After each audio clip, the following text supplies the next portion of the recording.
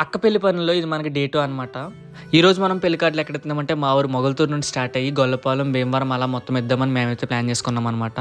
Starting లో దారి తీయలకి చాలా అవస్థలే పడ్డాము. మేము వెళ్తున్న హైవే రోడ్ లో కాదు కాబట్టి పెట్రోల్ కొట్టించడానికి మధ్యలో షాప్ దగ్గర కొట్టించేసుకున్నాము. సేఫ్ గా హైవే రోడ్ లో రాకుండా షార్ట్ కట్ అని చెప్పేసి ఎలా తీసుకొచ్చాడు. ఈ రోడ్ ఏం అసలు బాలేదు. ఫైనల్ గా ఏదోలాగా పడతాడుకు వచ్చి అక్కడ కూడా కార్డులు అయితే డిస్ట్రిబ్యూట్ చేస్తాము.